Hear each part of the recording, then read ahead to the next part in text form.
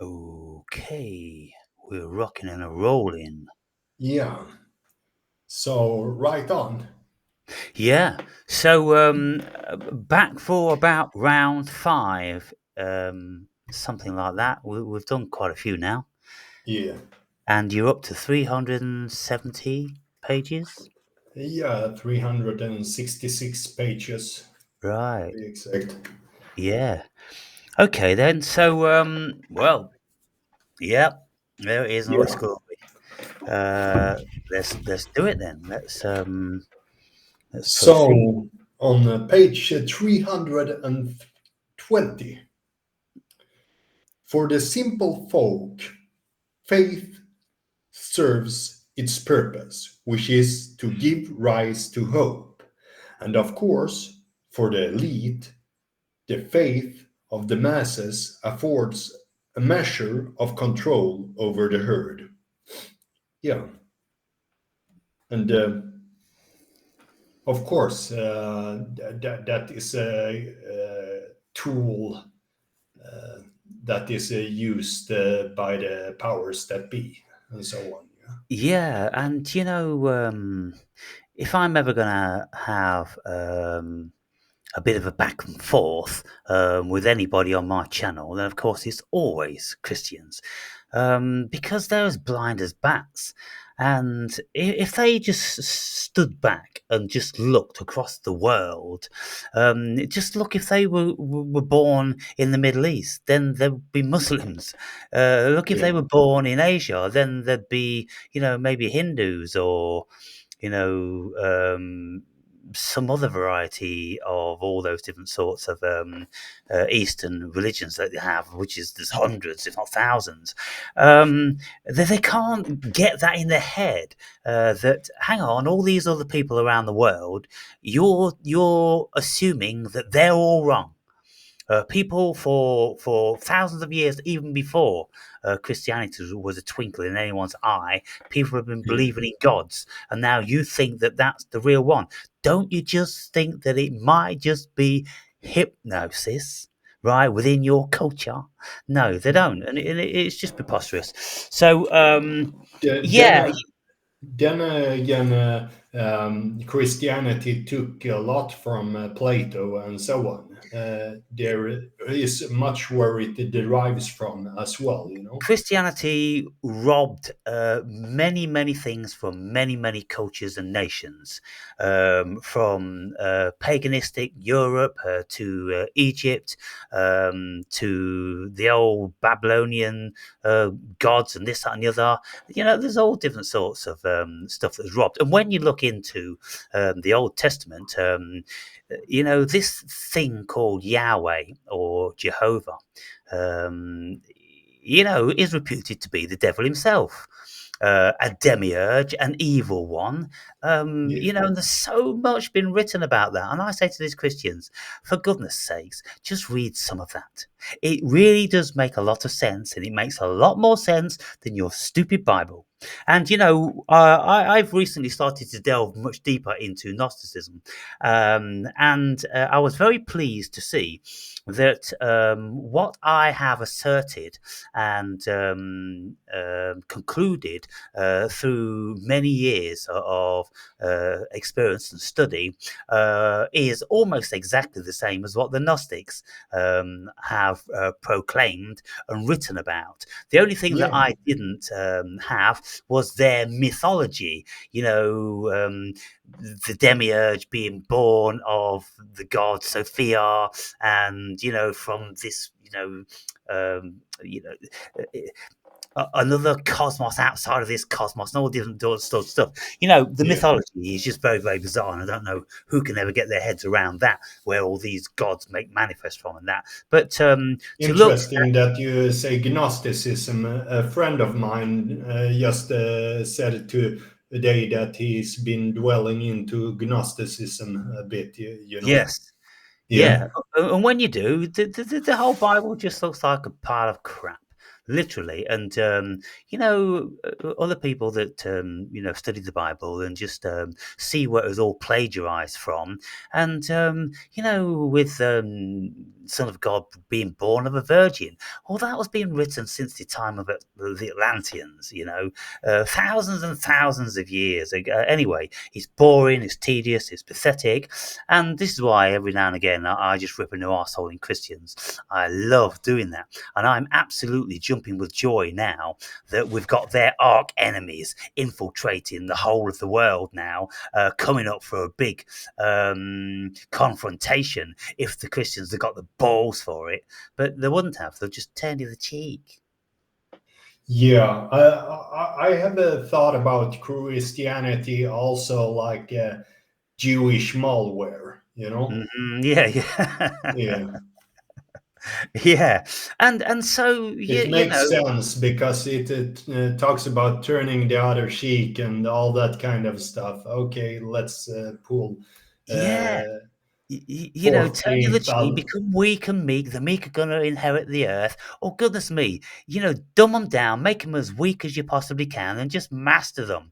And then just tell them that there's a sky daddy up there just waiting for them, through all this terrible life. Oh, my goodness. What imbeciles. Hmm. Anyway, yeah, the faith is a tool. The faith is the pie in the sky. It's the dream. It's the illusion. It's the fantasy. It's the hope. When you've got absolutely nothing else because you're destitute, then just cling on to your hope. That everything's going to be all right, and after this terrible world, then you're going to be cuddled all up with Jesus. Wow. On page 330, it appears that to protect ourselves from imminent destruction, we need to believe in a higher power over and above the self appointed gods of our species, i.e., kings, queens, and any of the plethora of other demiurges that make manifest out of invisible energy forms such as nations or states. Hmm. Yeah, I when I think about that, I kind of look upon the picture on this book, because it's a pyramid and it's like a line that goes upward here, Right. like the king have the absolute power of God, connection, Yes. Yeah. and he draws up everything through Yeah. that. So of course, there kind of need to be a hierarchy, in a way, because not everybody is prone to be spiritual and so on, like you said as well. Yeah, well, I mean, there obviously, evidently, has been a requirement for the human being to invent gods, because Yeah, we've done it, since time immemorial. It's something that we do, and yeah. so I do It's state, a certain energy that take place and becomes those that you have talked about before in the book, egregores and so yeah, on, because yes, they have yes, observed indeed. energy and so on. Yeah. Yeah, they become egregores. And so, even though I absolutely decry Judaism and Christianity, in that book I write about encounters with Jehovah and Jesus. And, they were very, very powerful, very real to me. And I knew exactly who they were. You see, there is something going on in relation to consciousness which other entities can feed you information via some sort of portal. And lots of people, they get downloads, and geniuses would proclaim that they didn't know where their music gift came from, where their art came from, and lots of people just say, God allows me to do it, because Yeah, they just can't think about it. They can't think it into being. Michelangelo just used to say, when he's chipping away at big lumps of marble, he said, well, the figure's already in it. The figure's already there. So mm, something gave him the manifestation of a marble figure already in that block of marble. And all he needed to do was chip away the excess. And so, there's something that really is very, very moving and powerful. And many people on all different sorts of levels would encounter something like this throughout their lives. And so these yeah, encounters that I had, whereby Jehovah and Jesus spoke to me, well, I have to go, well, what actually was it then? Because I don't believe in a risen God. I don't believe in the sky daddy. I don't believe in those things per se, but I do know there are, seemingly other dimensions of consciousness. There are beings, and I've seen lots of those. And, I am educated enough in, varying mythologies and religions and everything to know that many other people have been acquainted with these beings. And nowhere have I ever read where Yahweh has been discounted. Even the Gnostics admit that Yahweh was a being. He was a thing. They're not saying, "Oh, it's a crock of shit." No, they're saying, "No, he was a being." There's lots of gods. There's, I don't know. There could be thousands of gods, but like it says in the Bible, Elohim. Elohim is plural for God, and so there were lots of gods. And the point is, Yahweh. Jehovah, just depends who is speaking about this character. Um, uh, is reputed to be a jealous god. I'm a jealous god. Well, if you're God, who the fuck have you got to be jealous about? So yeah. obviously, you weren't the real God, the big God, or there's myriad of gods, and of course they were at that time. The Jews were always incessantly worshiping other idols and Baal, and all different sorts of stuff. And so yeah, I mean, it's just ridiculous. And when you look at it, all the silly jealousy of this God, well, it just sounds exactly like the silly psyche of a human being. So wouldn't it sound more reasonable that the silly human being has projected his silly psyche onto a sky daddy? Case solved, Watson. It's a simple case of deduction. But the idiots just don't see it. Mhm. Yeah, then again, some people might have a calling toward us, just that religion, because that's just how it is, you know. Yeah, some people Some go may. to Islam, others go to Christianity, another one becomes a Buddhist or something like that, you know.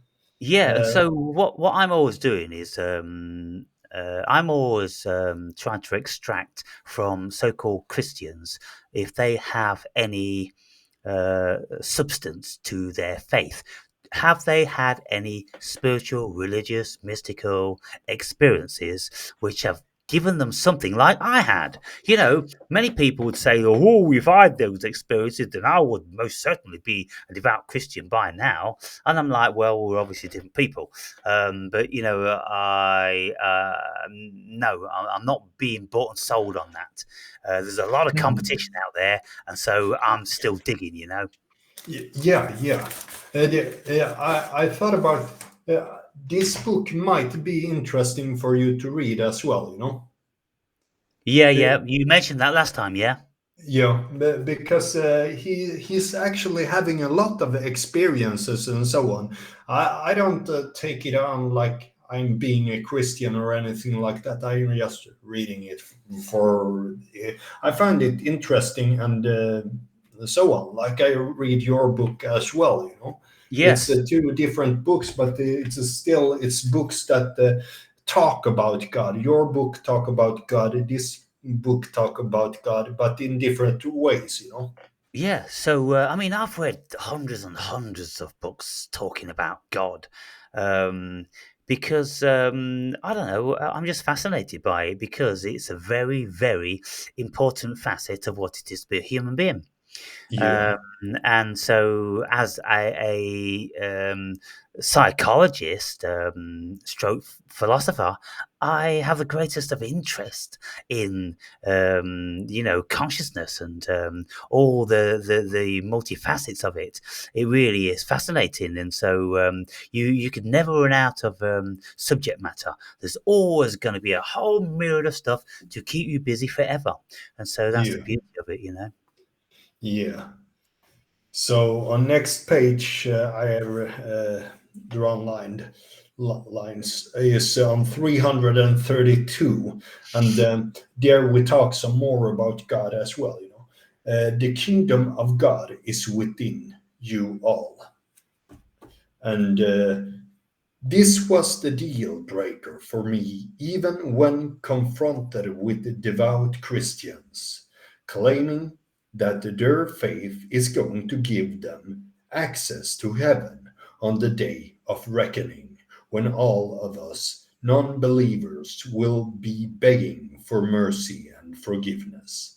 I would say, well, I don't get what you are gloating about, because didn't Jesus say that the kingdom of God was within us all? You know, Yeah.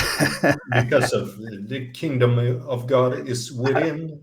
So, Yeah, so what's all the fuss about? yeah, Why all this big hype about the afterlife and where they're going to go, and why they need to make so many sacrifices here? No, the kingdom of God is within you and without you. In the book of Thomas, it says it's within you and without you.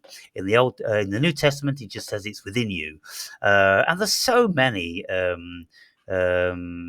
places yeah. in the New Testament where Jesus is referring to this. So that means that you need to become whole inside, get the pieces together within, and Yeah, be. we should already be whole, but what we've done is we've fragmented ourselves by giving ourselves away. Yeah. You see, because that's what the church does. The church takes possession of your spirit, and it threatens it and beats it and whips it and all this stuff, and proclaims that it has mastery over you and the afterlife and all the rest of it. And it's very threatening and domineering. When, Jesus, the man, he just says, "Yeah, forget that bullshit. It's within you." And, that is just so rational. It's so easily to accept. All the rest of it is very, very, very hard to accept. That's why they need faith, because they can't rationalize it. It flies in the face of any modicum of intelligence that they've ever had. They just have to bypass all of that. But to accept that the kingdom of God is within you, the cosmos is God, and so we're all God, well, that's just a no brainer. No difficulty there at all, is there? So why is it why do people make it so difficult, you know? Hmm. Yeah, because they are insecure about stuffs. They need something to hold on to. Yeah, they've got to have the carrot dangling Yeah, on the end of a stick. yeah, They don't have any confidence in themselves. They don't know themselves. They've got no idea about their own human psychology, and they are very, very poorly read because, this is why it says in the Bible that, everything else except the Bible is evil. Don't be reading anything else about anything else. Just the Bible, just the Bible. That's all you need. Well, of course, there again, it's the biggest. bullshit line in propaganda. Yeah. You just tell them that this is the only book you need, everything else is evil. And they go, oh, okay then. I don't want to start looking at evil. Oh, God. Oh, please. Please. Yeah. Uh, I'm looking forward to an end to it, and in my video today, I said I'm looking forward to the second coming. I really am. Come on. Uh, Jesus, you're well overdue. It's time now. Come and save all these fools. Don't worry about me and 5 billion other people because we don't need you saving. Really, we don't need your bullshit. And we don't want to go to your stupid heaven in any case because it sounds like a crock of shit. I'd rather stay here and then take my chances on where else I'm going because, a few sups on the old DMT pipe, it just looks a whole lot more exciting. You know what I'm saying? In the Bible, there's about 3 lines which describe heaven, and honestly, it's not selling it for me. You know, oh, what a crock of Mm. shite. So, yeah, I mean, it's just the low consciousness, low conscious beings. That's it. You see, there's so much information out there, Andre. We can find the pros and cons for absolutely everything, and we owe it to ourselves to look at both sides. We really do. Yeah. These idiots that just are indoctrinated and terrified to look at the other side. Why? Why? Because they're so terrified that they'll find out that it's a crock of shit, and then their fantasy will be blown. That's what it's about. Because deep Yeah, down they because know it creates a disorder within them and so on, you know. cognitive Uh, dissonance. yeah, cognitive dissonance. But I personally like to look in different directions, but I don't accept much. You know, I'm suspicious of most things and so on. But then also I can feel towards my intuition or that something is leading me in a certain direction, you know, Yeah, and so on. Um, so. Yeah, of course, it takes a amount of energy from the psyche to if you are stuck on to a certain thing to look in some other direction and so on, because yeah. the whole world is falling apart if you do it enough, so to Yeah, say. and so, it could lead to nihilism. It could lead to, a complete breakdown of their faith. And they may even, turn out to be atheists, the complete opposite. Um, or they may, discover something else and um, decide that yeah, this God of the Old Testament, by all accounts, is a wicked, nefarious demon, and so they could, just get involved in some other variety of, belief system. Yeah, That we're all sky dust, we're all consciousness, and so there's probably a creator. We don't know because it's so complex. So to give the benefit of the doubt, yeah, but it ain't no body that people have written about in books because yeah, that's all at the hand of man. And man's a liar and a conniver, and we should never ever trust them. And so anything that's been written by man, leave that well alone and just go on your own intuition, your own self discovery. Whatever spiritual or religious experiences you've had yourselves, go with those. Don't believe anybody. yeah. So on page 335 we can see that the concepts of heaven and hell could easily be dismantled into mumbo jumbo. Let's use the yin and yang symbol as an illustration. In the Eastern symbol of yin and yang, there is a little bit of one side in the other half, a speck of white in the black half, and a speck of black in the white half. The reality of the human consciousness is similar in that it never embraces one side of the scale of anything 100%. There is always a flicker of good in the bad and bad in the good. Even if we look at the most profound possible depression someone could feel, their despair in their despair, there would be a glimmer of salvation in their most negative of the thoughts, i.e., if someone were contemplating ending their life, then the idea of their suffering coming to an end would bring some respite from the hell that they were currently living. So again, a little yin in the yang, never 100% either way. Yeah,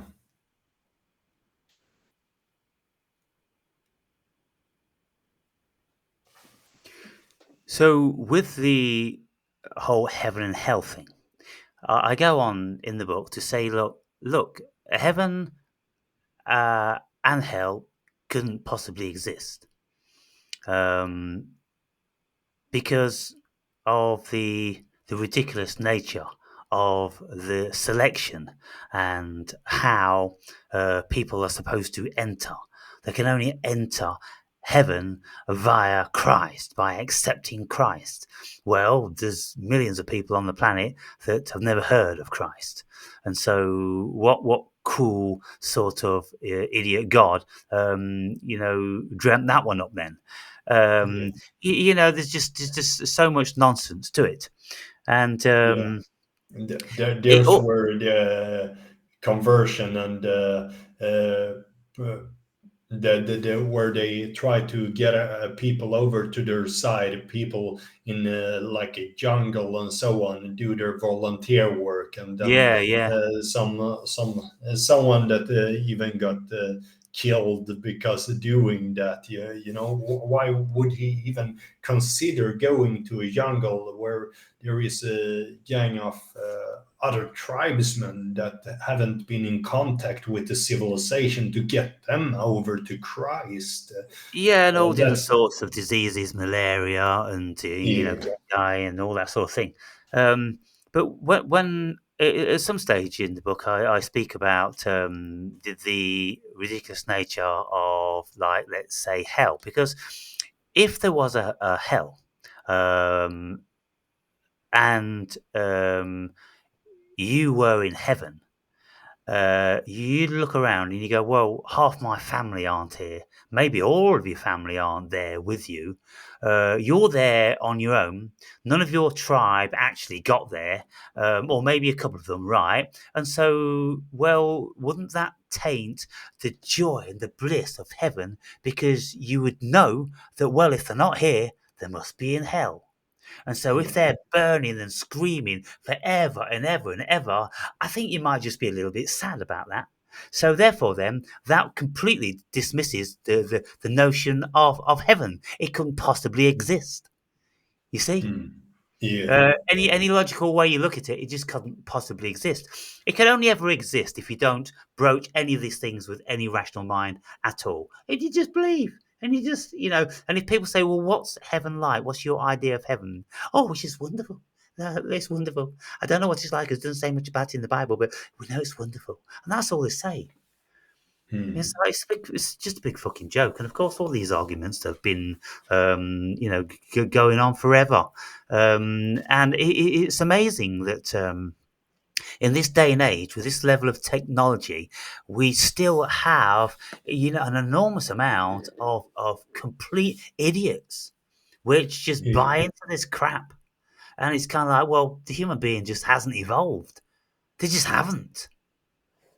yeah, In thousands of years, we still haven't got over the nonsense of the Sky Daddy. Good yeah. God. For me, it's more like, yeah, well, it's just is what it is. Yeah, you know. I really don't have any problem with Christians or anything like that. Yeah, I mean, I have gotten some Jehovah at my door sometime and so on. I started to talk about Lucifer and they just went away, you know. Yeah. And I think they felt uncomfortable or something. I don't know, but I didn't felt that anything else like anger or anything like that towards them. You know. Yeah, well, people coming and knocking on your door, evangelizing, no reason to be angry at them. But the bone of contention I have, Andre, is the hypocrisy.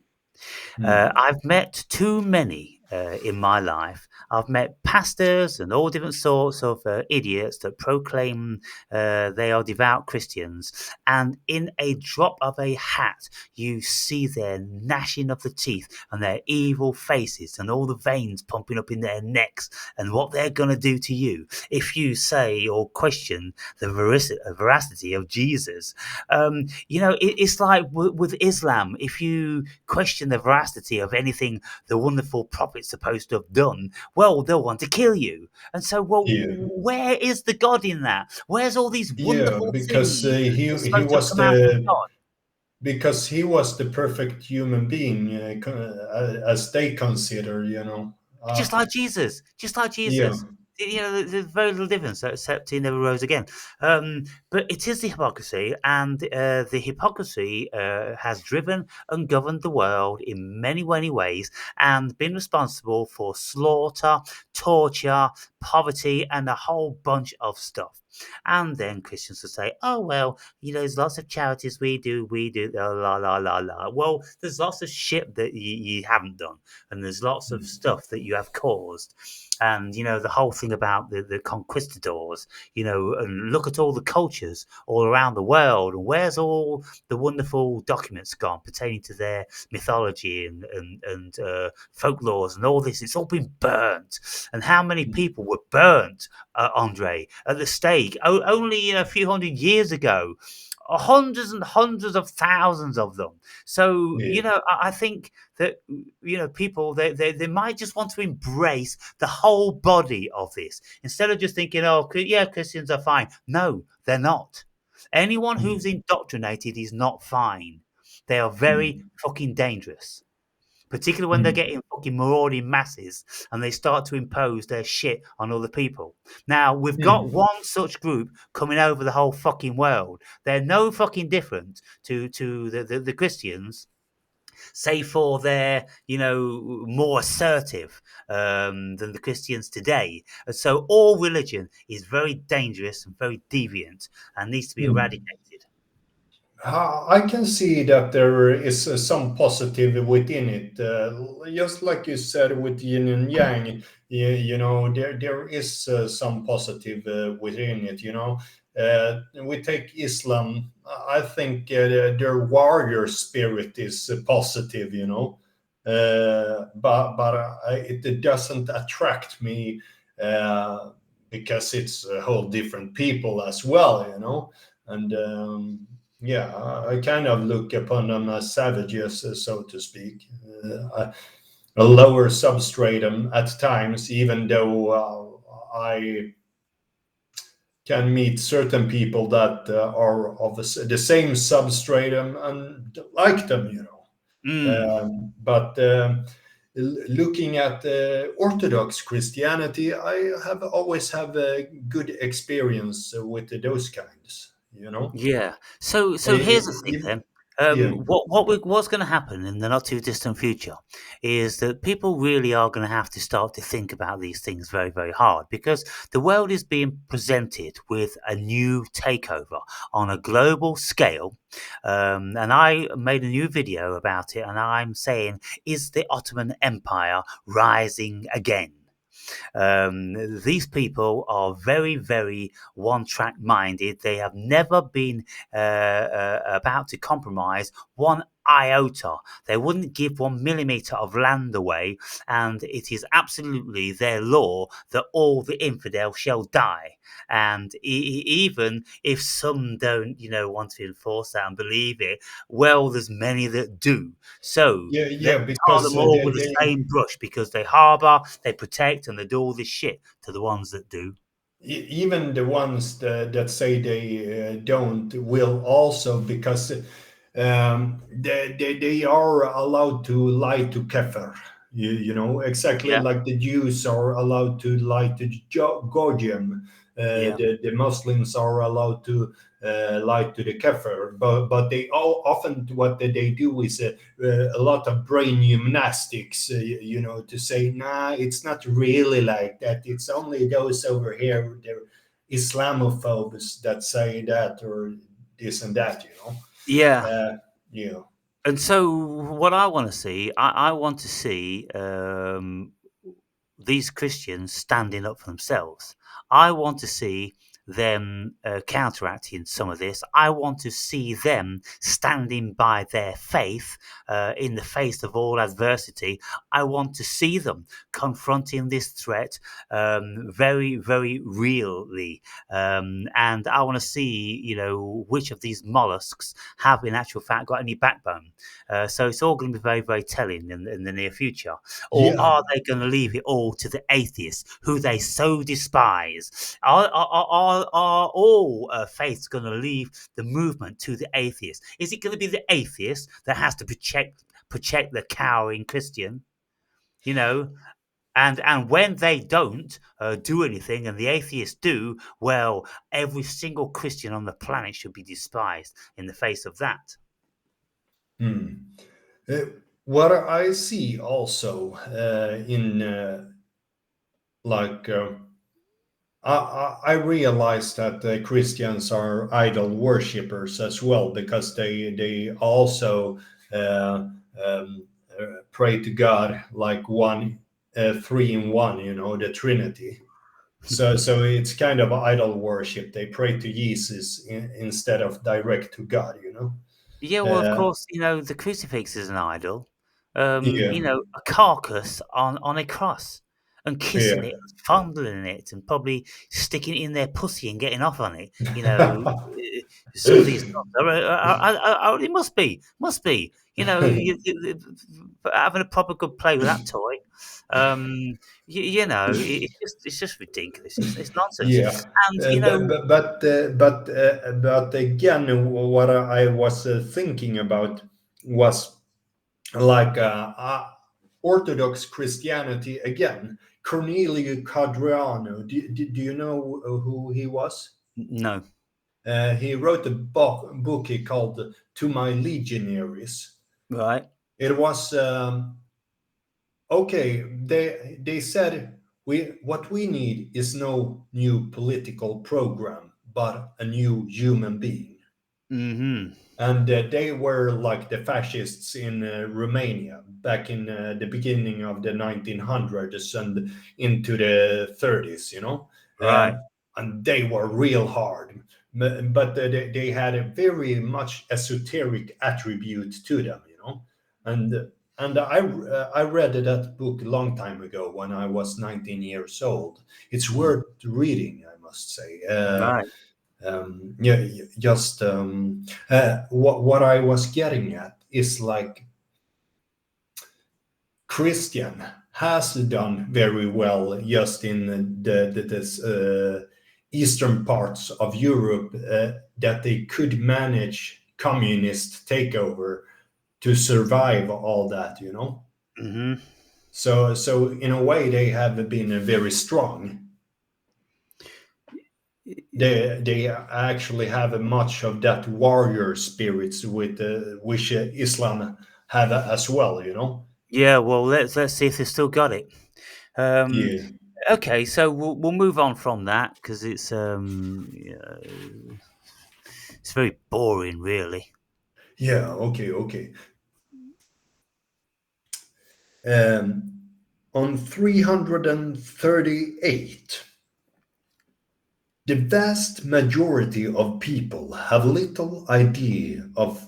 Uh, The vast majority of people have little idea how hypnosis works on the mind, nor do they have much of an incline into how media propaganda manipulate our unconscious minds into becoming predictable, programmable matter.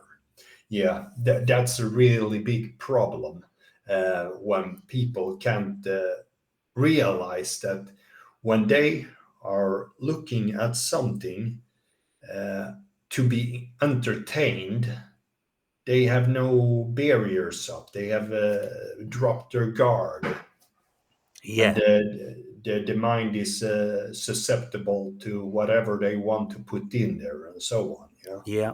And so Hollywood, this yeah, place in America where lots of movies are made, that name comes from the tree, the yeah, holly tree, and in bygone days and even today, magic wands, are made from the holly tree.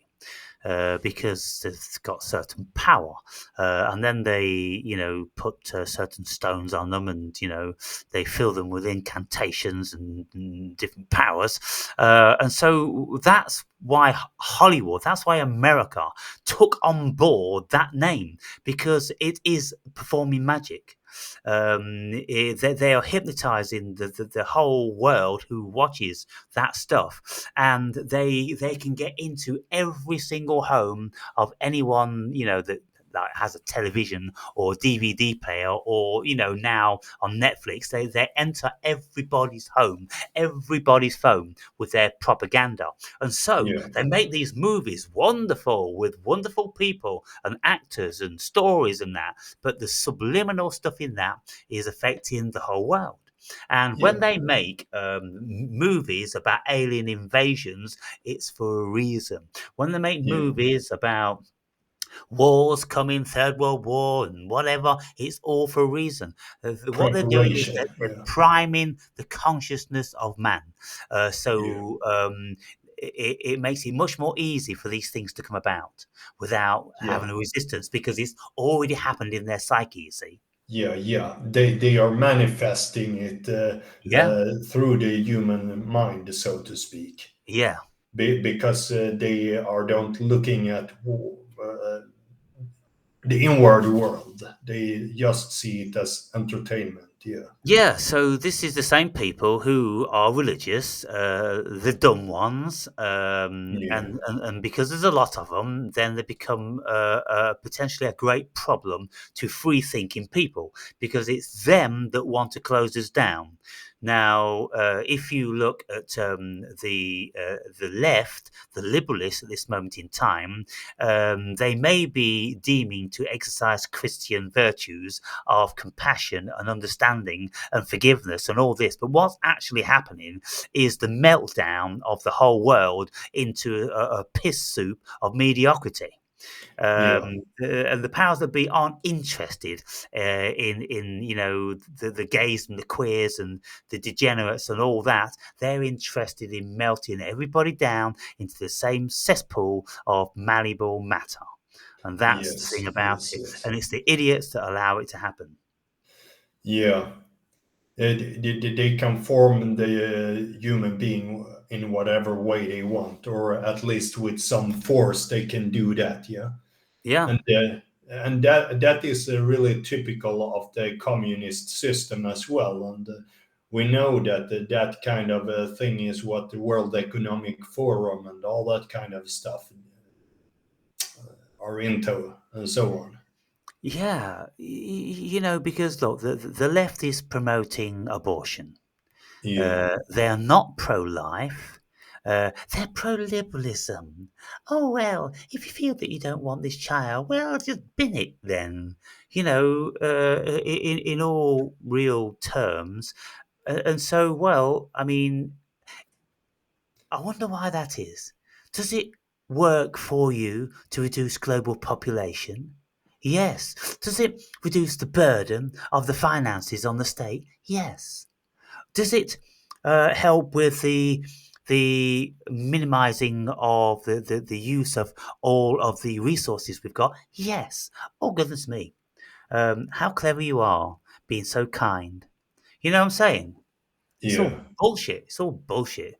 It's a wolf dressed in a lamb's fleece. It's all evil machinations, and don't get me wrong. I am pro freedom for people in all respects. And I think that they do have the right to abort a child if they don't want it. I think they should have counselling. I think they should be given lots of information pertaining to the psychology of having an abortion, how it may affect yeah, you later on when you realise what you've done and the loss and this, that, and the other. People need counselling seriously, and I would think, intensely, for a month, to ensure that they have all the information, yeah, and then if they still feel that the child isn't welcome because of whatever circumstances, then okay, they know what they're doing, and it's their yeah, choice. You know? yeah.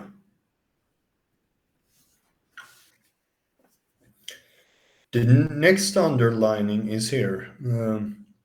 Joseph Goebbels said, "If you repeat the lie often enough, it becomes the truth." Yeah, and that is something they did a lot around the period of the recent years, so to speak. Repeat the same thing over and over again, and people believe it. Yeah, Uh, People took whatever the state subscribed to them into their own bodies and so on. yeah, Some regretted it, some didn't regret it, you know. yeah, And and that quote has actually been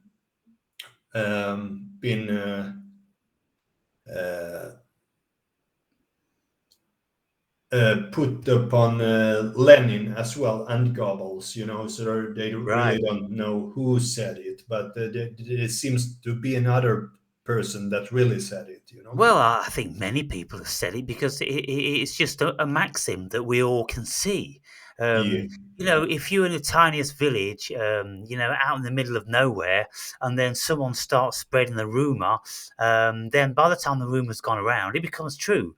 And then yeah, everyone's grabbing their pitchforks and their torches, and they're going on a headhunt for a witch or a wizard, something like this. And so, yeah, the stupid human mind is very, very malleable and foolish. yeah. So next quote on same page is on 338 again. Whether or not whatever is repeated is a lie, in time, that which is repeated often enough will be accepted by our easily programmable unconscious minds as a truth. These so called truths will then be stored in the archive of our minds, ready to be recalled in an instant whenever it is prompted to do so. Yeah. So then they just need to put on a button, and the Yeah. people act in order of that, you know. And Yes. like people now will have a kind of a traumatized memory of the previous time they got forced to do certain things, and many of them will still have that within them because they haven't looked inwards yet. To Many get of resolve on them. it. Yeah. So, of Yeah. course, So the so the same indoctrination of the thing masses. over again. Yeah, so with Islam and Christianity, indoctrinated.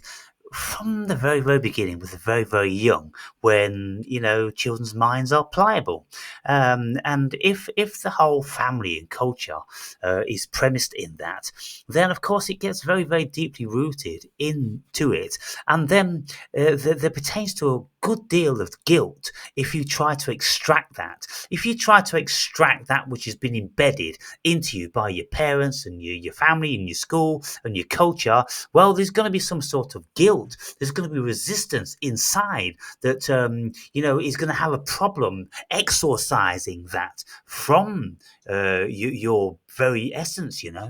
Yeah, from a very young age and so on. So uh, just take circumcision as a thing. It's like a trauma, and it's on the sexual organ as well. Yeah, yeah, So I just wonder what that does to the psyche. yeah, Uh, and I think it's in a very young age, and yes. and yeah, it's a sick thing, I can understand it if it were for disease or something like that, but they're doing that just because, Yeah, all the so prophets were like circumcised, so really what Christians should do also is circumcise, because Jesus was circumcised, it's said, yeah, it was a Jewish thing. I yeah. suppose it's so they could tell them apart. Um, but all the propaganda in brainwashing, hypnosis, and all that sort of thing is very, very powerfully embedded in masses of people, because 90% at least fall foul of this. And they're not given to free thinking minds, mostly. Some of us are, Andre. Some of us never fell into it. We just never believe, for whatever reason, circumstances, or spirit, whatever it was. But some of us just see the world very, very different from the outset, and it's kind of like, no, I can't accept that. There's so many things that I can't accept. And so, yeah, well, here we are. We know we find ourselves a minority, and we are heavily compromised by the majority.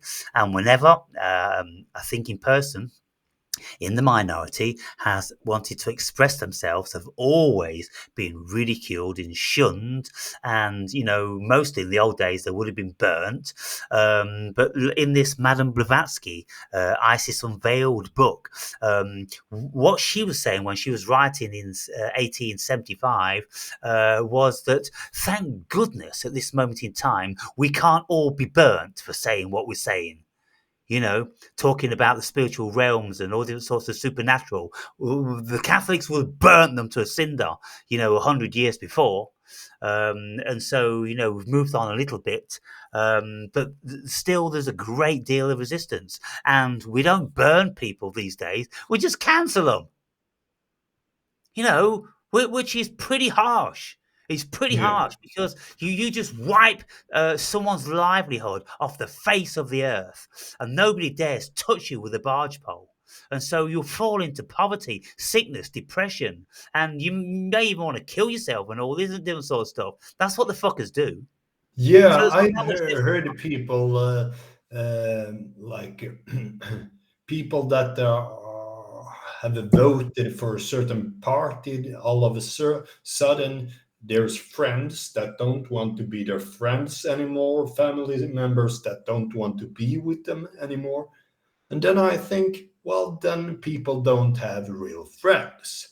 I mean, that's idiotic. I can't imagine having that piece of crap friends. I never had that piece of shit of a friends. That would turn the back on me just because of this or that. So I can't just imagine. Maybe somebody has done turned their back on me while me not knowing they were turning their back on me because I Yeah, well, didn't didn't you care, you know. experience that during COVID? You must have experienced that, because everybody wouldn't have been, like you and, awoke and not taking it. You must have had friends that did take it and just didn't want to come round you and thought you were poison and all that sort of stuff. Nah, No. not really, you know. The friends I have didn't take it, and it's a fair amount, you know. Right. Of and the old friends as well that I don't meet that often didn't take it either, you know. Mm. And so uh, maybe there's one that has turned his back. I don't care. Maybe Yeah. because I haven't heard from him that much, you know. Mm. Otherwise, I didn't experience that. Not family members, not cousins or anything like that, you know. But family members have taken it, like my mother have taken it, you know. Yeah. My cousins have taken it. Two of my cousins haven't taken it, you know. So, Uh, how was your relationship with your mother at the time when everyone was masked up and hugging each other through polythene bags and all this sort of stuff? Did you have a relationship with your mother in view of the great difference between the two of you? yeah, and when she said that I need to take alcohol on my hand, I just said, "No, I don't take that. It dry out my hands," you know. And so But didn't so she say, "Well, it might kill me. The bug's on your hands." Nah, I told her when she didn't want to hug, I said, that's bullshit. We still do that, you know. Then she Right, just followed in line what I said instead, you know, right, because I wouldn't accept it, you know. yeah. Well, at least she had sense about that. Many people didn't. Yeah. It was the downfall of many people, family I members. always clean the machine at the gym before all this bollocks. Afterwards, I started to don't do it just because going in the opposite direction. And Yeah, I never took alcohol again on my hands because I don't want to do it, you know. yeah, yeah. Yeah, just to make a statement as well. Absolutely. Okay, Yeah. so what's the next line you got there? On page 331, 341, metaphysician Rudolf Steiner also referenced the Akashic records, asserting that every action, word, and thought leaves a trace in etheric realms. Yeah. Mm, So everything that has happened is already there in that Akashic net, so to speak. hmm. Almost like an internet, but in this all around us, like Yeah, internet is as well. But that is almost like um, capacity to tap into things before internet even were there, you know. yes. And so the Hindus, they um, had this notion, concept, belief system of the Akasha for thousands of years, whereby they could tap into other realms and extract information. And you see, if we consider that if you're desperate for something and maybe you're praying and then you'll get an answer come to you in your unconscious and then it'll probably up to your conscious mind. And then religious people go, "Oh, thank you, God, for answering my prayers." Well, I've done the same thing, only things pop up from our mind without God being the person responsible. And so it's consciousness. So it's something in consciousness. Then we can go, well, okay, if consciousness isn't local, then we can actually tap into consciousness en masse. And so we can actually know things that we didn't know, we hadn't experienced, we hadn't learned. So we can tap into. I mean, there's things like telepathy, there's things like remote viewing. Um, Yes. that there is uh, different realms which we can enter into through seances, and then there's mediums, and so there's a whole bunch of stuff been going around for Yeah. thousands of years. And Again, even CIA was into remote viewing a lot, you know. yes, yeah. Yeah.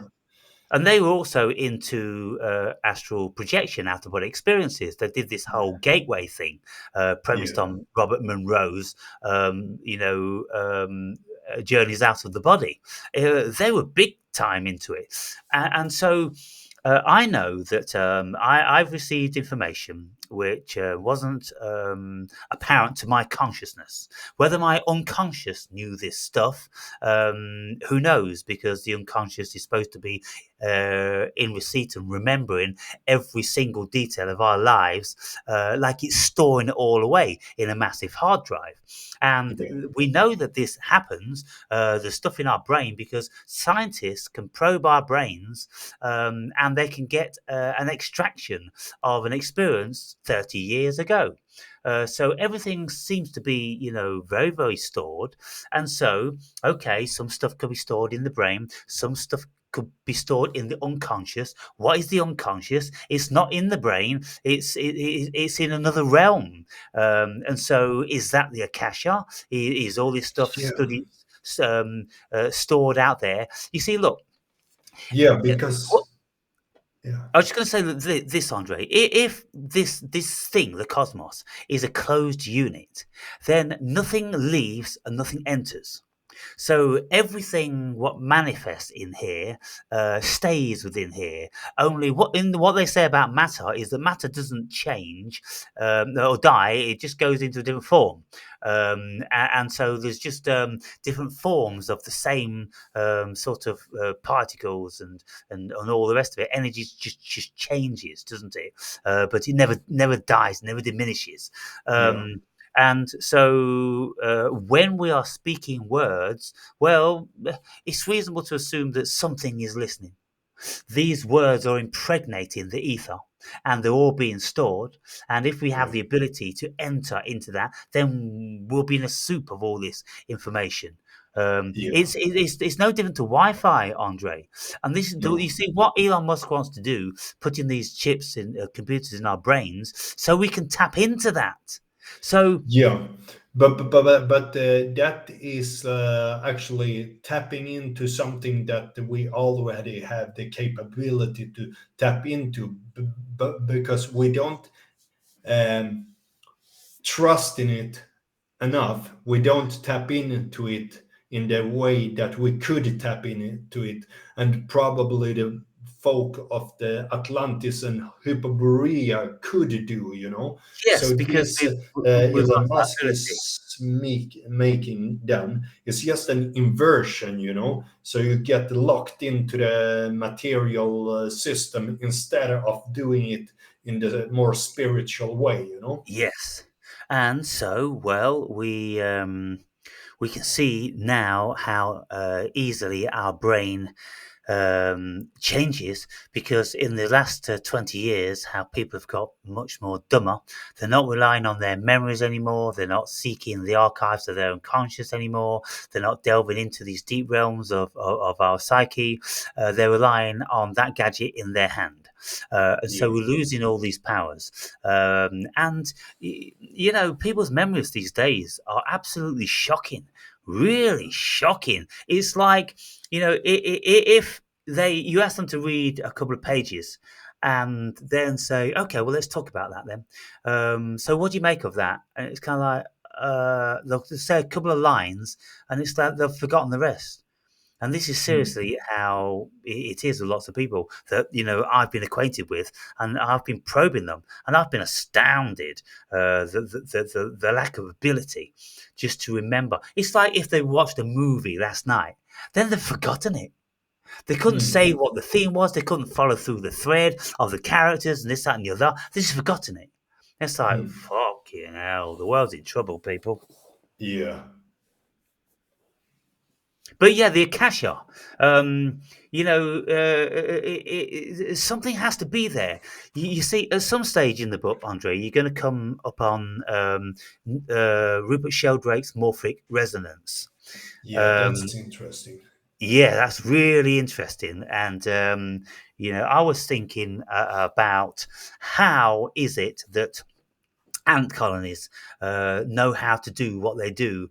How do bee hives know how to do? How Yeah. do a whole bunch of stuff know how to do? How do mushrooms know how to communicate through the mycelium with the roots of trees for a symbiotic relationship? There's a whole bunch of stuff that we haven't a single clue about. Yeah. But it's all within this conscious soup. The cosmos, I swear, is conscious, and many people vouchsafe that same notion. It has to be conscious. Look at how everything is manifest out of this genius. And how every single life form is just genius, and we haven't got a single clue of how they've manifest. And Darwinism doesn't even come fucking close. No.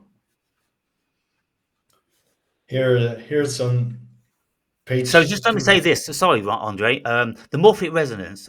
Rupert Sheldrake says there's a field like the Akasha, like Wi-Fi. There's a field which animals tap into. Humans tap into it unconsciously. Of course we do. Look at what we're doing in cities. We're all huddling together.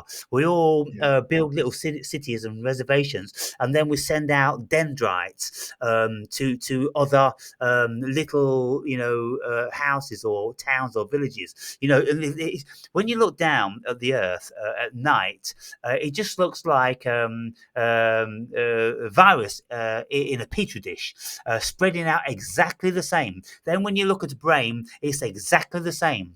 Mm. You've got certain parts of the brain which Yes, are yes. lighting up like little towns, and then you've got roads going out to satellite villages and things like that. It's as above, so below, and so Yeah. we're following the exact same thing throughout the whole cosmos. Yeah. Mm.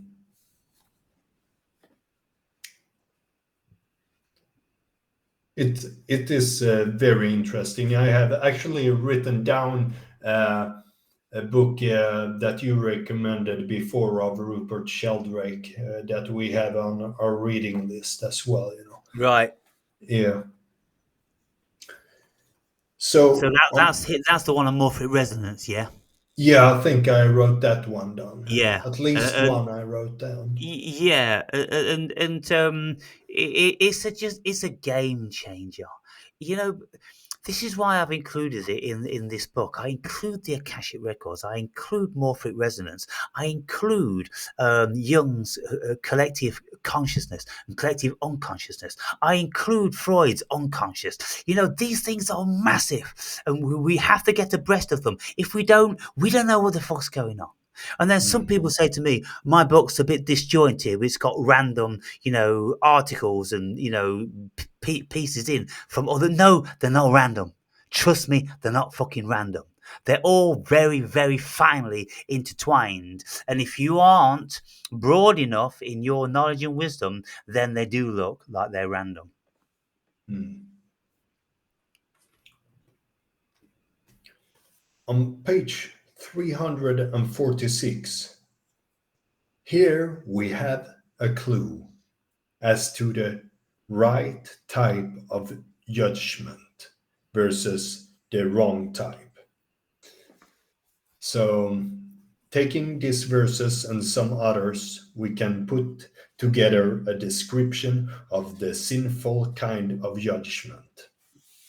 So, this is pretty long, but Hmm. it's very interesting when it comes to judgment because one can do a self assignment. Oh, Mhm. where do I judge too much? So the first one is a superficial judgment. Superficial judgment is wrong. Passing judgment on someone based solely on appearance is sinful. John 7:24. It is foolish to jump to conclusion before investigating the facets. Proverbs 18:13. Simon the Pharisee passed judgment on a woman based on her appearance and reputation, but he could not see that the woman had been forgiven. Simon thus drew Jesus' rebuke for his unrighteous judgment. Luke 7:36 to 50. Yeah, one can put the judgment superficially when they don't knowing certain things, why a certain person might appear in a certain way and so on. Yeah. Yeah, if we judge superficially, then we are certainly entering into sin. You see, when you look at the root of sin, in French, and I suppose it's the same in Latin, French is a Latin derivative, it means without, to be without. And so when we are in sin, and this is what lots of biblical scholars say that sin means, it means without the grace of God, without being endowed with the judgments of God, being bereft of a connection to God. So when we are judging, we are outside of the realms of the wisdom of God. And so what we do is we hurt ourselves and we hurt each other. There is no Yeah. benefit at all in our superficial judgment, because all it's ever going to do is cause attrition between us. So our hearts are going to be unsettled, other people's hearts are going to be unsettled. It could lead to murder, in extremes. And so it would be very, very wise not to partake in it. Yeah. The next judgment is hypocritical judgment is wrong. Jesus' command not to judge others in Matthew 7:1 is preceded by comparison to hypo, hypocrite, hypocrite, Hypocrites. hypocrites. Yeah. Matthew 6:2, 5:16, and followed by the warning against hypocrisy. Matthew 7:3 to 5. When we point out the sin of others while we ourselves commit the same sin, we condemn ourselves. Romans 2:1. Yeah, that is when people are not aware of them doing the same thing. They are not aware that they are projecting something outwards. Yeah. And First, remove the beam from your own eye before you pick the speck in another man's eye. yeah, What most people don't grasp, Andre, with this sort of stuff is the psychological and physiological effect that yeah, these things have. You see, there's lots of stuff in the Bible which is profound human psychology.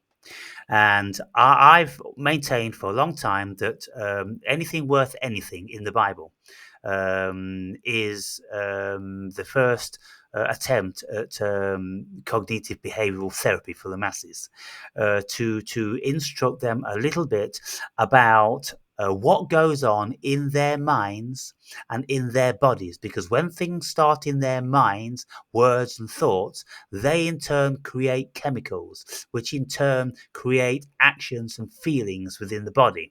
Now, when we judge, For instance, you see a guy across the room and you don't like the look of him, and you go, "Look at that twat," or you say to yourself in your own mind, "Look at that twat." Well, what have you done? You have just instantly created negative energy and thoughts within your body. Yeah. Negative thoughts create free radicals. Free radicals destroy your homeostasis. Free radicals destroy your body. They actually are killers. They're going to cause all different sorts of disease and break down the functionality of the body. That's what free radicals do. And so, if you are negative thinking all the time about people and about yourself, look at what you're doing. You are just creating. You've got a factory within inside your mind which creates free radicals, and you send them to kill your body. Yeah. That's what it does. But that's on the physiological, chemical state. But if you look at what it does to our hearts, also, it taints our hearts.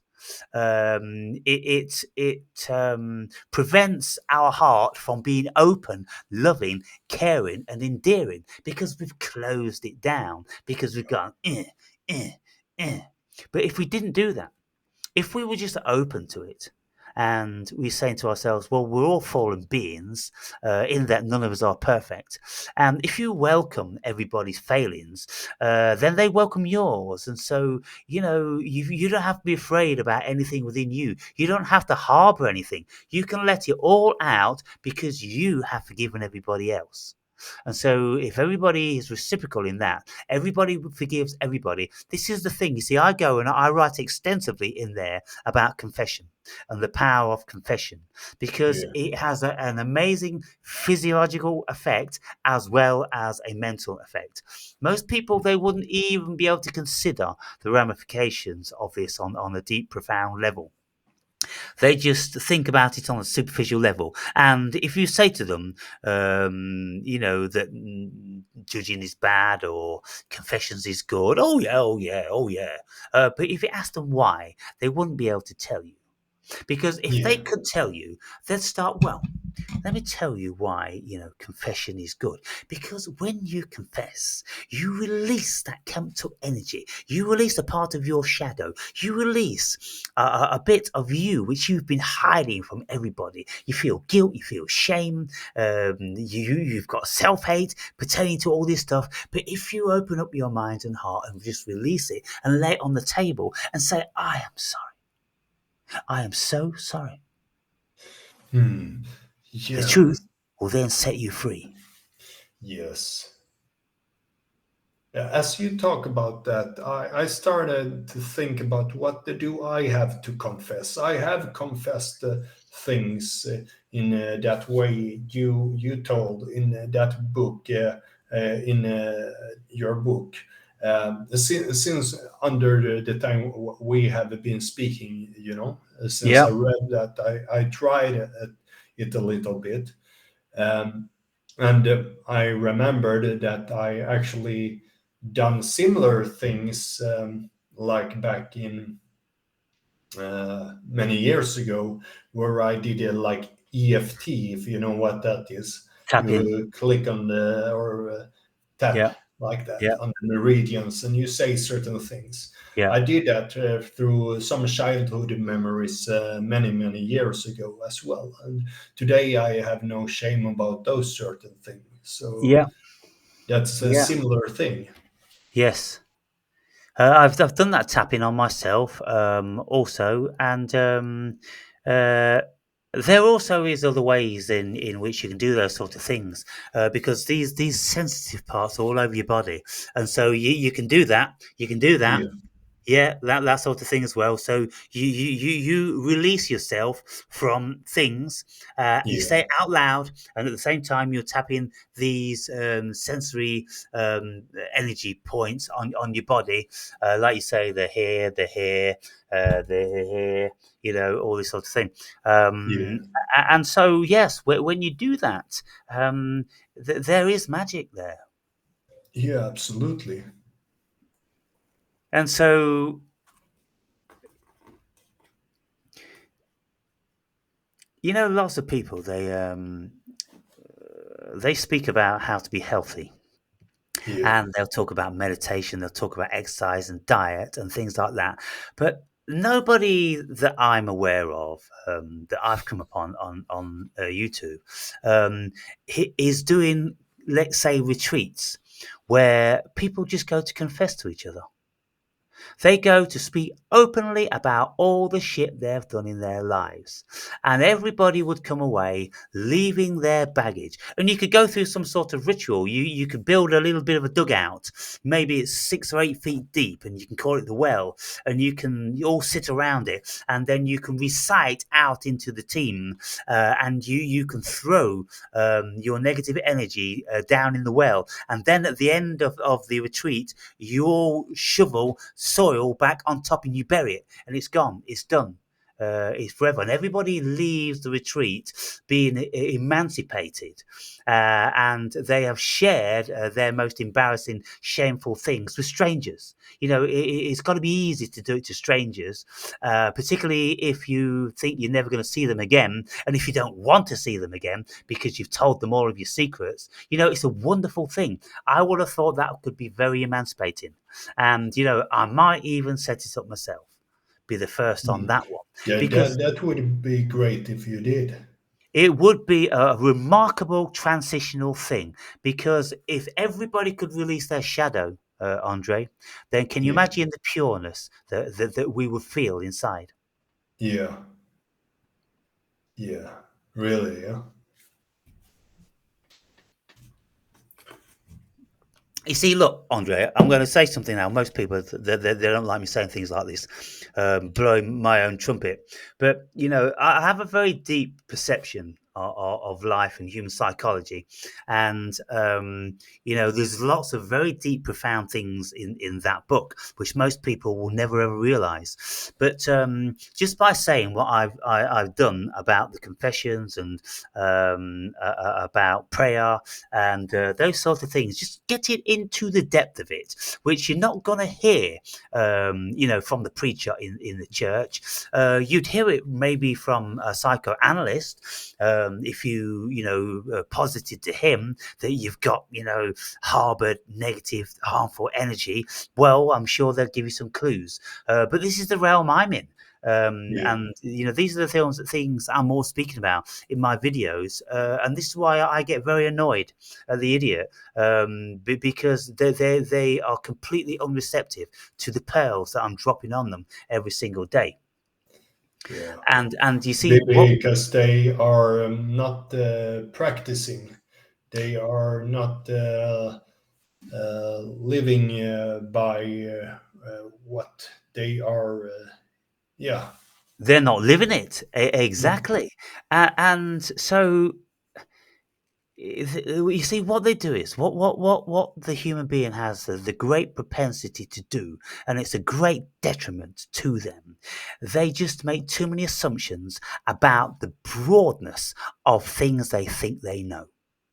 Yeah. And if you say to people, Socrates said that it is of most value to know thyself. Everybody knows that. But do you fucking know what that means, cunt? This is what I say. Do you fucking know what that means in every cell of your fucking body? No, you don't. So shut the fuck up because you're a fucking retard. And this is what I hate about these fucking idiots. They just dismiss these pearls of wisdom. That was the fucking epithet of one of the most brilliant people on the fucking planet. Know thyself above the Yeah. fucking oracle in Delphi, and oh, I know that. No, you don't. I'm sorry, you don't fucking know it. You haven't even come fucking close unless you've been looking at yourself for a long, long time. And Yeah. so, this is it. This is what we're dealing with. We're dealing with ignorance and idiots. Yeah. And, it always must have been infuriating for intelligent people, because, they could say all this like Jesus. Jesus was infuriated with the idiots. Seriously, he had no time at all for the masses, and it's very clear in the New Testament. And then when you read the Book of Thomas, you can see it's patently obvious there. And even Buddha had a problem with the masses. He Yes, said, uh, the, And the masses is like a pile of rubbish where the awakened one can grow or germinate. Yeah. Well, you Um, could say a pile of shit because yeah, shit is pile of very shit. nurturing. Yeah. So the masses are like a pile of shit, And and that's in every the so oldest often, scripture of Buddha, you know? yeah. And Buddha labored and labored and labored with his entourage, and very often they couldn't get what he was saying and refuted and disputed and all different sorts of stuff. You know, Yeah. um, yeah, it's very difficult trying to penetrate the lower conscious. They're just not conscious enough to receive. Yeah. Because there's a right judgment and there's a bad judgment and so on, yeah. So next judgment is harsh, unforgiving judgment is wrong. We are always to be gentle towards everyone. Titus 3.2. It is the merciful who will be shown mercy. Matthew 5.7. And as Jesus warned, in the same way you judge others, you will be judged. And with the measure you use, it will be measured to you. Matthew 7.2.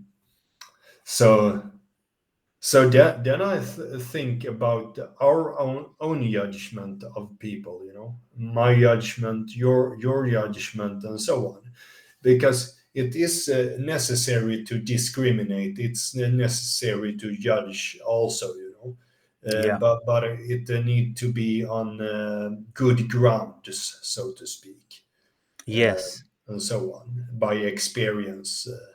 Of more than just quick impulses to judge. Yeah, and so the reason why I included lots of those biblical quotes is to make it patently clear what the difference between varying judgments are, because many people had a big issue with why Jesus said that it's bad to judge when we need to judge. Yeah, I mean, maybe the word, the interpretation of the word has been lost because or you see, we consider a judgment to be oh, you're judging me, so it's a bad thing. It's a negative thing in our particular epoch. But if we change the word judgment and said, oh, why are you always assessing me? Why are you always quantifying me? Why are you always inquiring into me? You see, these words could be supplanted instead of judgment, and nobody would have a yeah, problem because they've not been trained, they've not been poisoned to consider that that is a negative connotation, you see. yeah. And also judgment of itself is like separating the wheat from the shaft, Yes, it which has is to be done. also It has to be done. It's just that yeah, where you do it, how you do it is very, very important. yeah, absolutely. And that goes for everything. People you want to have around you. Yeah, okay. I don't. I want these people around me, but don't not those people. You know. Yeah. So when you read that book, Andre, when anybody Yeah. else, whoever listens to this, and I'm going to put in the title that this is a very important one of our conversations because it would mean something to everybody, the things we're speaking about. Now, Yeah. when people read my book and they listen to me speaking about why we should judge sometimes and we shouldn't judge other times, and the ramifications, and what I've just been saying to you, the ramifications on our heart and on our soul and on our minds. I'm speaking of all these things. And then they would get to thinking, well, you're judging everybody in every one of your videos. Yes, I am because I'm a very multifaceted, multi-spirited conglomerate of spirits, and I come at the human race from many, many varying facets. I'm not Rupert Spira with the same old spiel about peace and love, and that's it. No, it is not it, Rupert Spira. It is most certainly not it. There's a whole lot more to it, and I come at it from all different angles. I can do the Mother Teresa thing, and I can do the Satanist thing. I can do all in between, and that's what I do because it's important to feel and deal with all of these energies, and the energies I deploy reach some people and they don't reach others. And why I keep my videos so diverse, because I can make a video about a certain subject and I'll get comments from people I've never heard of before. And yet they've been watching my videos for years. Huh? Why is that? Well, because I triggered them in some way and I brought them out. That's what I do. I'm a psychologist, I'm a psychoanalyst. And so I'm working my audience. And so people may think that, oh, I'm doing this and I'm doing that and I'm a meanie. I don't have any horse in any race. I don't carry the weight of any of the things I say, and I most certainly don't feel any evil. I'm just saying stuff, jousting with people to see what their reaction is, to see where their evil lies, so they can see their hypocrisy. You see, Yeah. because when I'm talking shit about Christians, I'll get shit Christians talking shit about me, and I'll just say to them, "Ha ha, caught ya." You're supposed to be Mm. turning the other cheek. You're supposed to be not judging people. You want to read my fucking book, you idiot. You might learn something from it, you know? Yeah. And so I call people fucking idiots, this, that, and the other. Yes, I do, because it's an opportunity for self-reflection. So instead of judging me because I say it, they look at themselves and ask themselves the question if they fucking dare, if they're brave enough, if they're wise enough. They'll look at themselves and they'll ask themselves, am I a fucking idiot? Have Mm. I said something idiotic in the comments or in a response to what Aaron's video? Did I really grasp what he was saying? Think, think, think. That's what my videos are given the opportunity to. Not to Yeah. focus on me. The idiot focuses on me and thinks my videos are all about me. They're not about me. They're Mm. about everyone that watches them, how they're Yeah. going to be reacting to them, how they're going to be perceiving them, how they're going to be feeling about them. Feeling, motherfuckers. That's what you're going to do. Exactly. Taking assessment of the inner world, what is happening here, so Yes. to speak. Yeah. And so Yeah. this is why I'm always saying that my viewers are idiots because, to be frank, Andre, the vast majority are they're not deep people. They are not deeply spirited people. I don't even know if they're spirited people. They're most certainly not psychoanalysts. They haven't awoken. They haven't travelled the arduous journey of the dark night of the soul and all these different sorts of things. They haven't been into Plato's cave. They don't know anything. And Yeah. so, they'd be And very, very wise. just by hearing that, a person that actually or something would be triggered in a certain direction to take action towards maybe learning a certain amount of philosophy or psychoanalysis and so on. Yeah. Yeah. You see, my book has got all that stuff in it.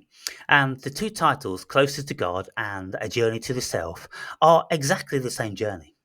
Mm. Exactly the same journey. And every single one of those chapters, I end the chapter with a line which leads up to becoming closer to God. Well, just supplant that with becoming closer to the self. And that's what I've Yeah. been doing. And if anybody has any respect for themselves at all, every single one of the viewers listening to this now should buy that book and should read it and read it and read it. And not just skip through it and thinking that, oh, I know this, oh, I know that, because guaranteed you don't know none of it. You don't Yeah. pull your fucking neck in, let your chest deflate, and just assume that you don't know anything because your ego that is not allowing the information to penetrate. Because you've got to become humble and open to it. And that's the same with reading all spiritual stuff.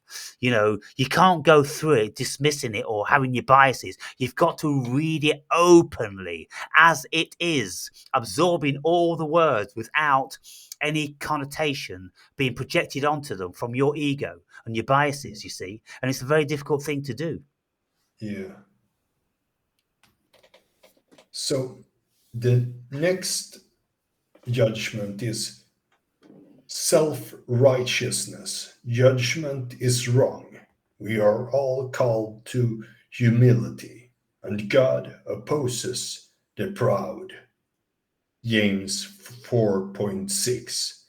In Jesus' parable of the Pharisee, Pharisee and Yeah, the Pharisee. In Jesus' parable of the Pharisees, Yeah, okay. In the Jesus parable of Pharisees, the Pharisees and the tax collector, the Pharisees was confident in his own righteousness and from that proud position judged the publican.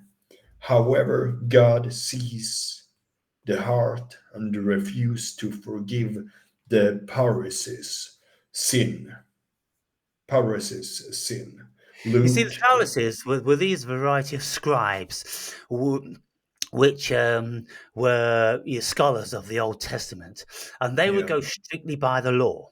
And so when they saw Jesus doing things that wasn't going strictly by the Judaic law of the Old Testament, then they had something to say. And this is why the Pharisees and the Sadducees, which were, people in high places, which fancied themselves, which were scholars of the Old Testament, well, they wanted to crucify Jesus because he wasn't following the laws, and he wasn't adhering to the laws, like the Sabbath and things like that.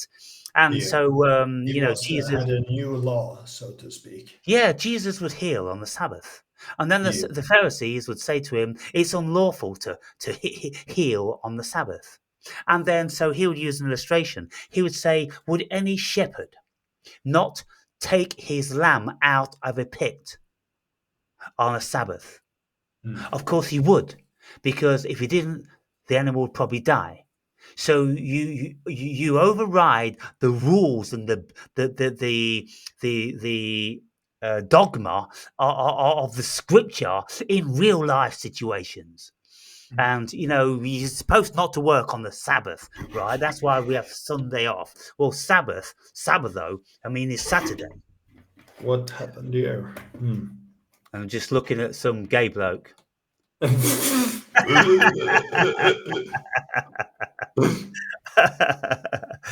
Some gay blokes flexing at me now, Andre. Can you sort that Yeah. out? Well, I don't know what happened here. Did I? No, it must show. I don't know how that happened, but Now the pitch has gone entirely. hmm, try that. See down at the bottom, you've got your camera. It's next to the pause and the stop button. You've got the camera.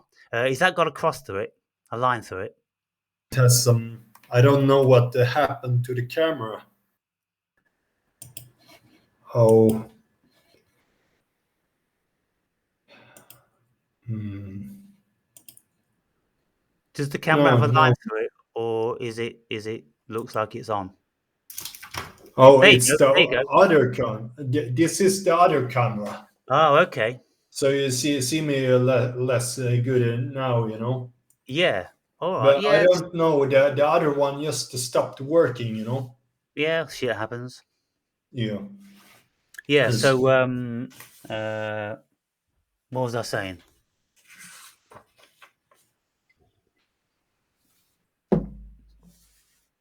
Oh, about the Sadducees and the yeah, Pharisees and the Sabbath and all that sort of thing.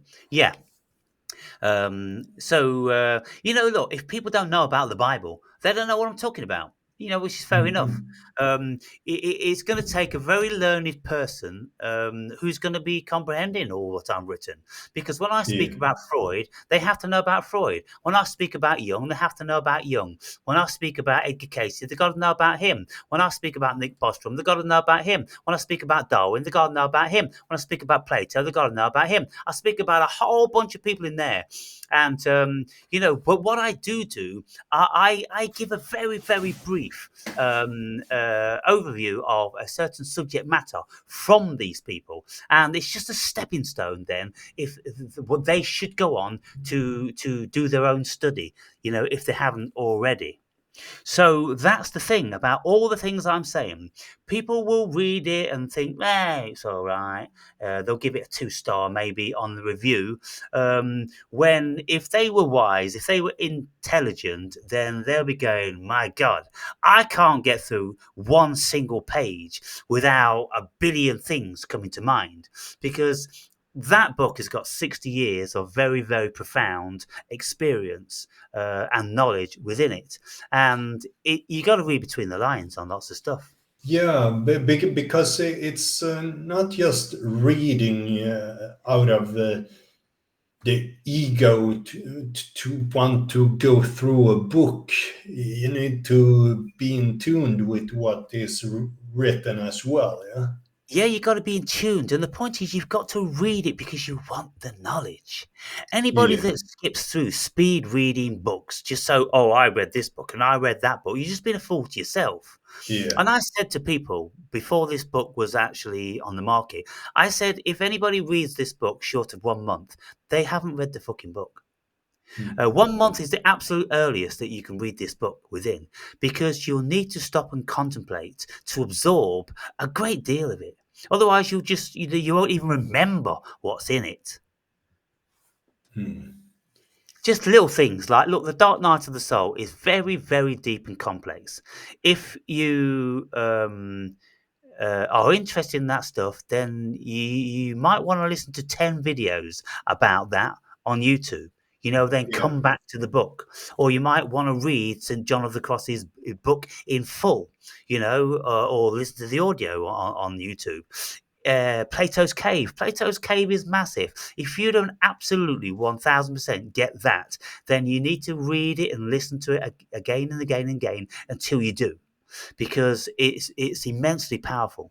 And everything else that I speak about, in that book, it's just deep shit, really. But it is digestible on a level, just like the Bible is. When I first read the Bible, it never meant anything to me, but I got a brief overview of what it was about, and I could say, well, yeah, I know there's 66 books in there, and I know that there's the Torah, the first 5 books, Genesis, Matthew, Mark, Luke, and John. And, I know this and I know that. And then, but I didn't really grasp any of it. So then when I read it again Hmm.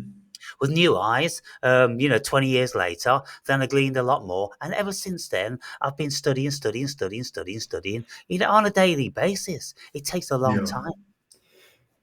It seems the Bible is a very important book. I haven't read it in its entirety, you know. I have often thought about it. I have read certain chapters within the book, and I have read Genesis as well, you know. Hmm.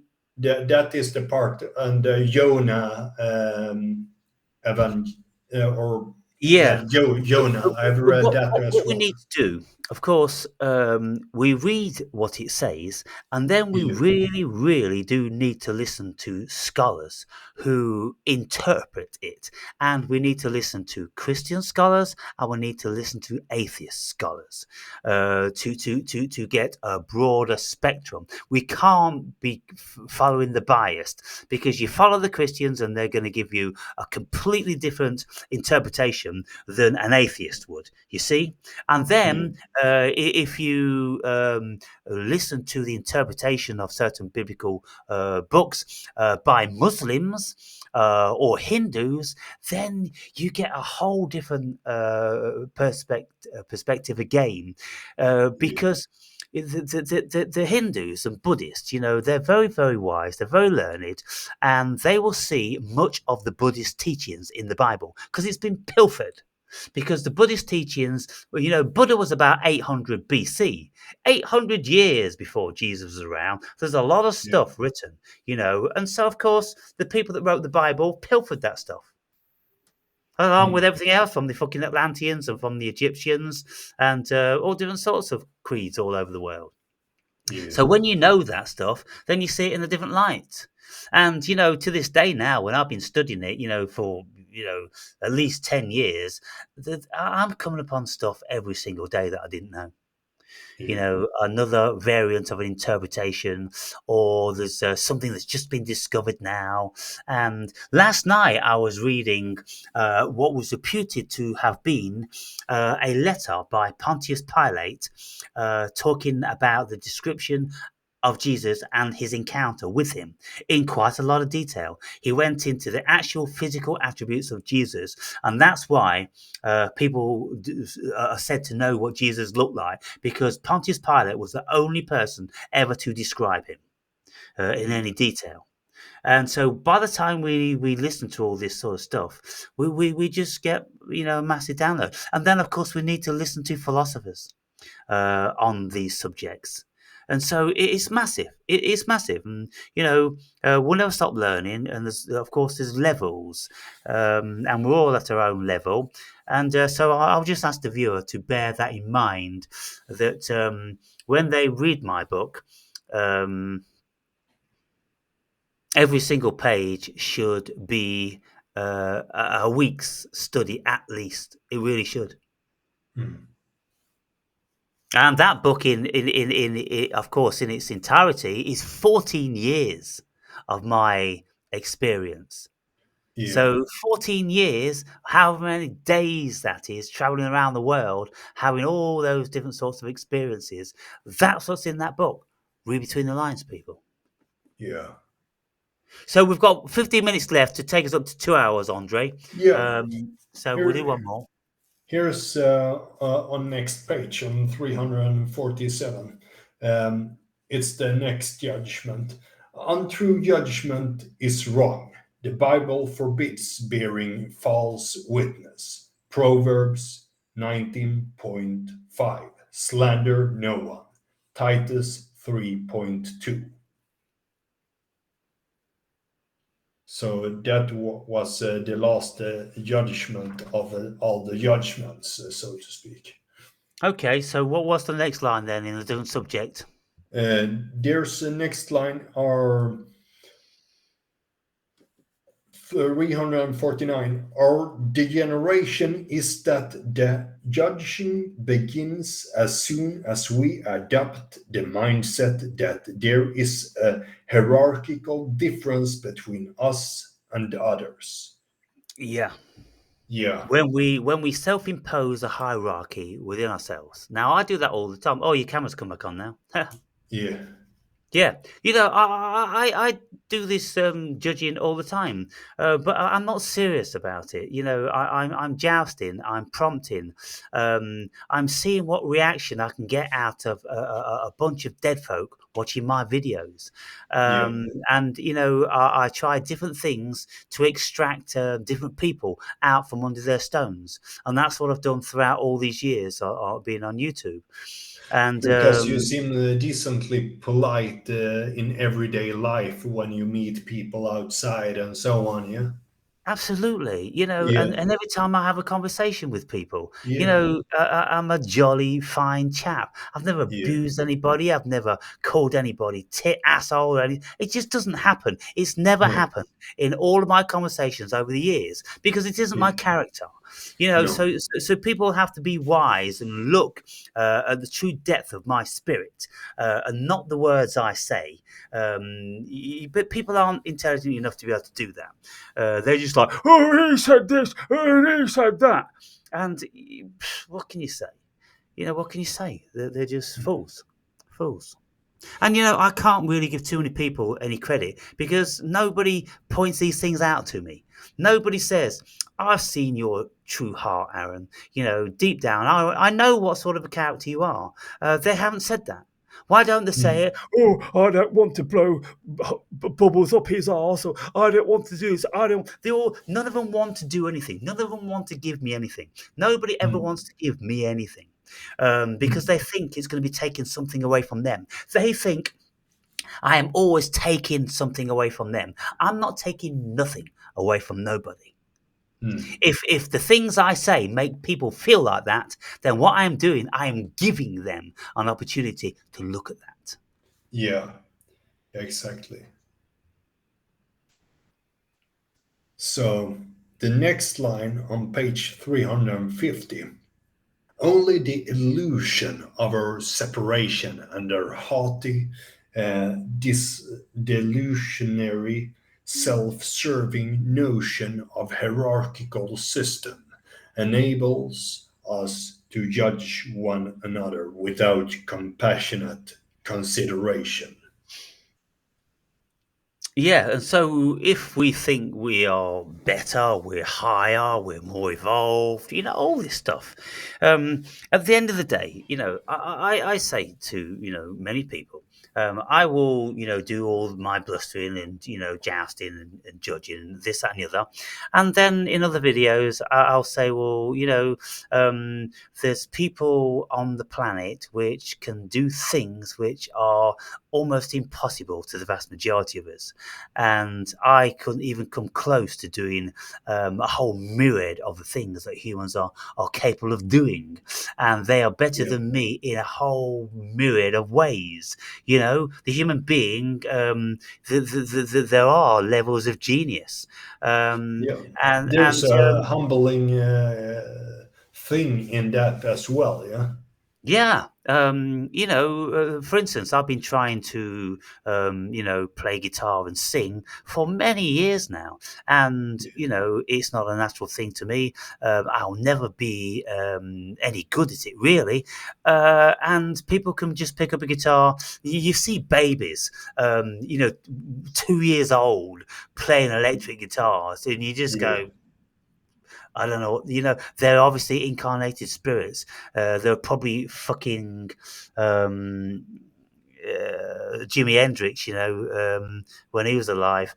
Yeah, there's lots of things that human beings can do, and they may be fat, they may be ugly, they may be stupid, but they may be very talented artists, or they may be very kind people. There's a whole billion things that they can be, and so I'm not taking anything away from anybody.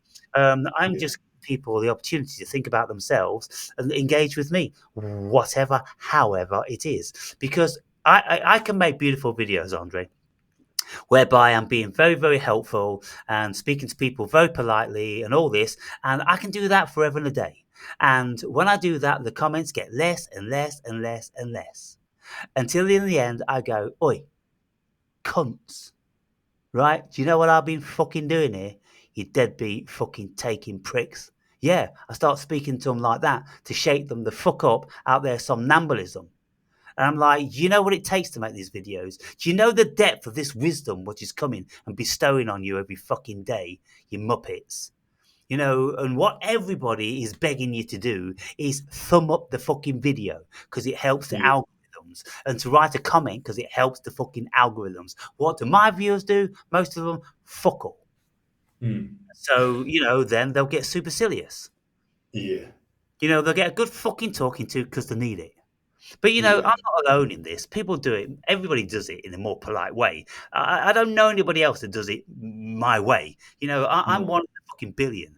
But I listen to other channels, and they'll come on at the end and they'll go, if you like this video, and you probably must like it even a little bit because you stayed to the end because you're hearing this message. Well, if you do, if you don't mind, then clicking on the like button and subscribe, and maybe putting a comment down, and you can fund us on my PayPal and all this sort of thing. They'll do all that, you see.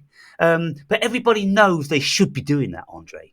With yeah, channels they're watching every fucking day, if they can, if they're not contributing in any other meaningful way, if they don't yeah, put comments down, then they should do something. They should find my fucking PayPal, or send me a book that they've had on their shelf for 10 fucking years. Hey, Aaron, give us your address. You might like this. Just a little bit yeah. of feedback. They don't do it, Andre. They don't do it, and Mm, so I don't have a lot of fucking. I don't have anything good really to say about the human being on many levels. They can do cool shit now and again. Great actors and musicians and that. But averagely, they're fucking average. They are fucking average. And yeah, I, I get that in a way, you know.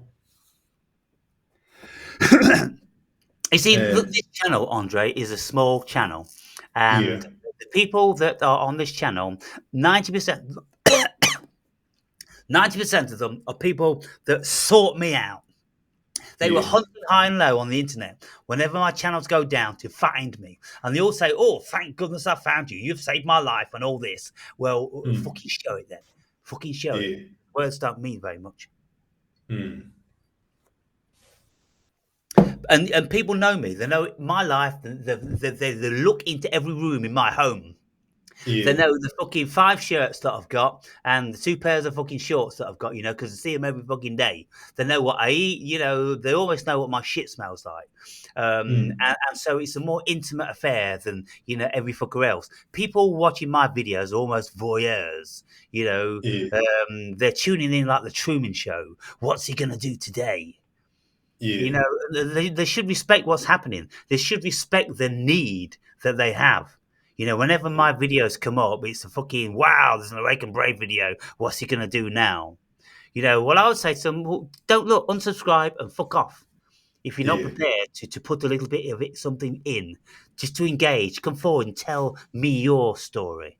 Anyway, enough of my Mm. rant. What's the next line you got there, Andre? Next line on page 351. Let me make this plain. If we judge our children, we have to be very mindful that we are, in fact, judging a very close facet of ourselves, because we are the ones responsible for educating our offspring, and they are our genetics, a ship of the old block. They are predisposed to make the same or similar mistakes both parents made in their younger years. So when we judge them for their failings, we judge ourselves in circuitous manner. We are In a judging circuitous manner. In a circuitous circuit, manner. yeah, Yeah. circuitous manner. We are judging them for acting genetically predisposed, which isn't any fault of theirs. And we are judging them behaviorally, which is a direct reflection of our parenting. So, how is any action the child's fault? Yeah. So we So tend to do. just let me run over that for people that are not quite grasping that.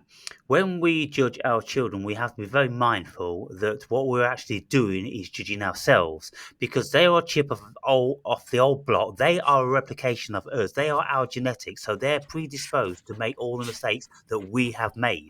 So we have to be careful that, hey, don't do this and don't do that. How hard you're going to be on them, because what you're actually doing is you're chastising yourself for your own failings, and now you're projecting it onto your children because damn, they're making the same failings that I did. So you might get a little bit angry. No, I don't want you to do that. Why don't you want them to do that? Well, because I've been doing it all my fucking life. Yeah, Again, Andre, there's many facets that we have to look into with the simplest of action that we do. Uh, yeah, Judging our children, how to nurture our children, how to educate our children, how to rear our children is a very complex thing, which the vast majority of human beings are not qualified to do. And that's why we churn out so many degenerates, because we're simply not qualified to do the job. We need to be psychoanalysts. We need to be socialized. We need to have degrees in philosophy and sociology and all these different sorts of stuff. We need to know what is going on in the mind of a child every time we say something or do something, to them. But we don't, yeah, and so we fuck up. yeah. Yeah, and it's a good thing to look at one's parents as well, and look what they did and see what one can do better, so to speak. Yeah, well, you see, look, here's the scenario. When I was growing up with my brother, who's 2 years elder than me, my old man was always beating. up on him, physically as well as verbally, like he actually hated him. And I'm kind of like, I felt sorry for my brother because I never got any of that shit. Mm. Because myself and my brother were different characters. But my old man didn't like my brother's character. I didn't know at the time, Andre, but I learnt when I got older that the character of my elder brother was very similar to the character of my old man. He Ah, hated himself. So that's why he took it out on his elder son. Isn't that a thing? yeah, it seems to be the elder one that often get the most smack. Actually, uh, Mm, I myself got a little bit more than my brother, my younger brother, right. uh, and yeah, my father has been kind of abusive, and the verbal abuse is really worse than the physical abuse, Yeah. because it's always confronting your mind, So if you are reading books, he might say, that's for stupid people, and then I have the look upon my father as, yeah, he's an authority, Mm, so it becomes like, what I say and what I talk about seems right, but yet he says that ain't right, mm. so it becomes like You get a conflict, you get a cognitive dissonance because yeah, you want to believe the father, you think the father is knowledgeable, and when you're a kid, your father is God effectively, and you think that everything about what they say and do is right, yeah, and then when you get older, you realise that much of what they said and did wasn't right. Uh, yeah, and, and most and so you, bullshit. you feel very crestfallen, and you have a whole different relationship. And then, when we get to teenagers or young adults, we start to resent them, and then maybe we hate them when we're 20, 25, 30, and then when we're 45, 50, we start to come round and realize that we're all failed human beings, and he did his best with the tools that he had, and he probably wasn't really being malicious, and all this sort of stuff, Yeah, and that's what usually happens when we are adults ourselves, old, 40 years old, I would think at least, then we can come back and have a relationship with our parents because we have forgiven their transgressions. yeah, yeah. I would say I have forgiven my father, but I have I cut the ties anyway because it's vitriolic, Mm. So it's no use really. Yeah, but at least you forgive, so therefore Yeah, you cleanse yourself of any hate or negative energy. So you do that, and then if you realise that it's not a conducive relationship in any case, well, just avoid it. yeah, All right, so we're up to 2 hours, Andre. Yeah, that was a great chat, good conversation, yeah, and so enjoyed that. And maybe some viewers will. They never have any comments to say about it, which is very, very curious because we're talking about life issues, and it just appears that nobody has any lives out there at the end of the day. But anyway, it is what it is. We enjoyed it. I enjoyed it. I thank you. And that's all that fucking matters, really. yeah. Great. And So, whenever I have underlined some more, I can come back and so yeah, on, and we go yeah, through it. just, at your leisure, I'm always available, unless I'm, by any freak chance I've got anybody else to talk to. Um, but yeah, we'll do it again. And we'll keep doing it, hopefully. And we're halfway through the book now, so we've got a lot more, and it gets better and better. It gets Yeah, hotter and hotter. So yeah, I'll see you great. for more. Cheers, Andre. Cheers, See you, everyone. bro. See you in a bit. Bye. Yeah, bye.